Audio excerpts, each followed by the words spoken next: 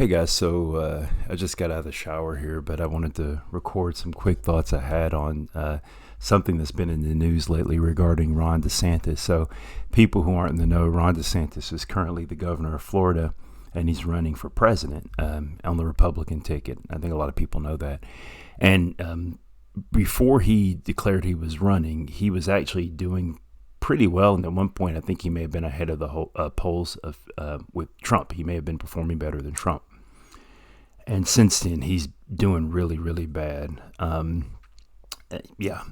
Now, Ron DeSantis, even when he was running for governor, he kind of posed himself as kind of being like Trump, but like a more electable version, not as erratic, not as offensive or whatever. But he was always modeling himself after Trump, even in his campaign ads in Florida. Because at the time I lived near the Florida markets, I saw his campaign ads a lot. He would basically like, how much can I connect myself with Donald Trump? And the thing that's happened recently is that he's really kind of been coming to a head with this, but most recently the standards and how slavery is taught in Florida, which he's pushed, have kind of been in the news a lot because basically the talking point is that that slaves benefited from it because they learned skills. Yeah, I mean, come on. They learned skills, you know. Yeah, there was the beatings and the rape and the having your family torn apart, but at least you learn how to cook, good meals for massa. I don't know. But I'm not going to talk about that directly. I want to talk about why Ron DeSantis is doing so badly because making racist remarks is nothing new to the Republicans. And the question is, why is this not working for DeSantis? Every little thing he says is against woke, against the woke, woke, like all the time. And, that's nothing new for the Republicans either. Woke is the code word for colored stuff and queer stuff and woman stuff. So to be anti-woke is basically to be against, colored, queer, feminist stuff. And that's nothing new to the Republican Party. So why do I think DeSantis is doing so badly, even though he's kind of just doing what the Republicans do? And I think the problem is he's kind of, to paraphrase RDJ, he's going full fascist. I know the term fascist gets thrown around a lot. And if you ask people what a fascist is, most people, they can't really define it. Maybe someone who teaches political science at some university or some whatever, writer who's written about, but there are common elements of fascist regimes. Like when you look at Mussolini in Italy or Hitler in Germany or Francisco Franco, and I kind of focus on two important points of fascism, or maybe three. So 3 important points of fascism are you have to have this mythological past that you point to, where everything was great and that you're trying to achieve that again. So for Mussolini, it was the Roman Empire. For Hitler referring to Germany as the Third Reich. It's this great Germanic kingdom, even though Germany wasn't even a really unified country in the form it was in at the time of World War II. It only unified the Prussian states for maybe a few decades at that point.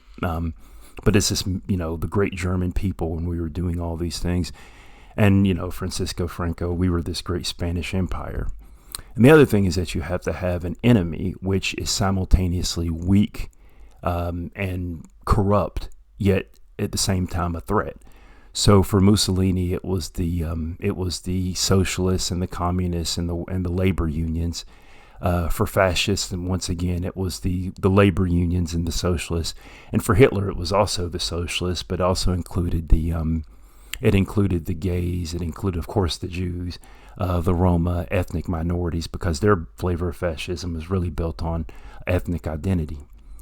So to call, certain things that the Republican Party have been doing lately kind of fascist light. Yeah, okay, well, make America great again. I mean, Trump's not the first one to do this. I mean, Ronald Reagan had the slogan, but it's pointing to some past where, America's was really great then, even though America's only been probably a functional democracy since about 1970, because before that, at least 14% of the population, 14% of the population couldn't vote.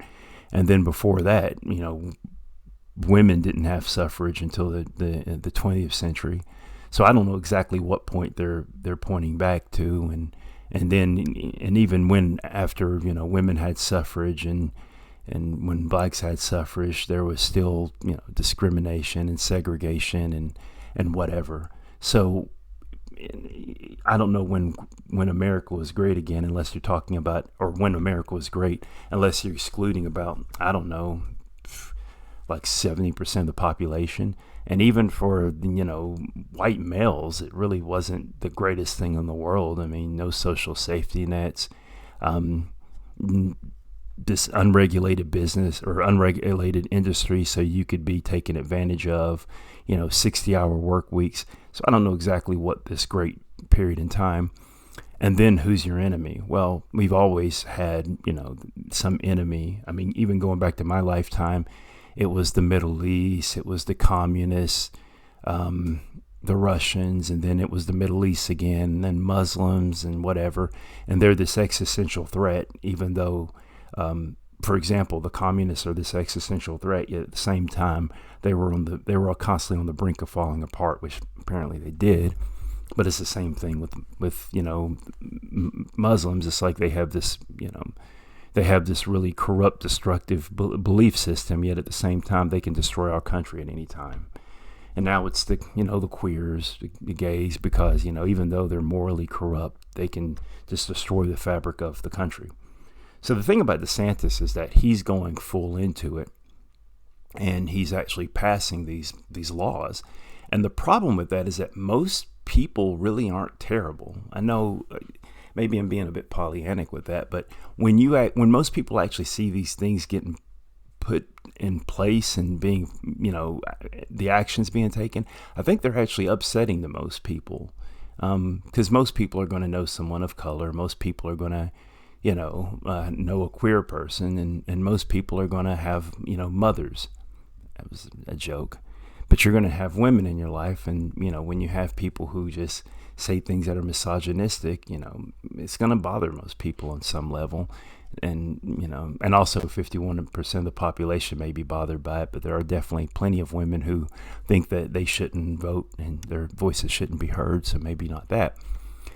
But also, the thing that Ron DeSantis is missing is the third element of fascism. He's not getting that right. Or not the third element, but the third element I'm talking about. And that's the strong man. That's the charismatic strong man of action. And Ron DeSantis is a total void of charisma. I mean, as someone who's a total void of charisma, I can tell him he's probably worse of a void of charisma. He's like the most dull, boring ass person you'll ever.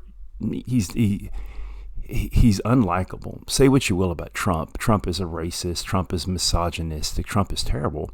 But at least he has some level of charisma. And the thing about it is that even beyond, or Trump can go beyond his own prejudice.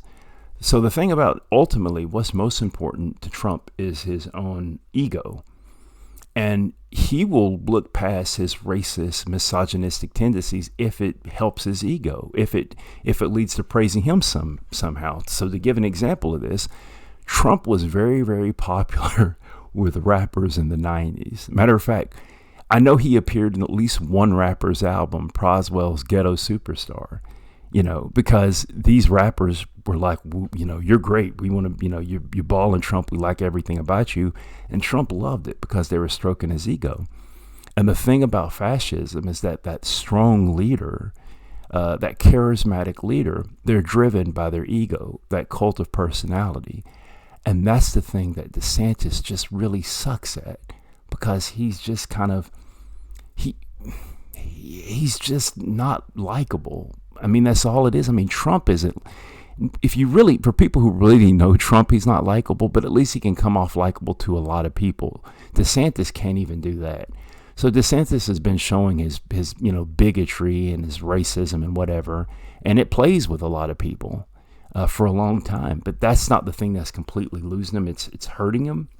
But I think the nail in the coffin for him is just his total lack of charisma and likability. which is a good thing because I I honestly think DeSantis is worse than Trump. That's my opinion.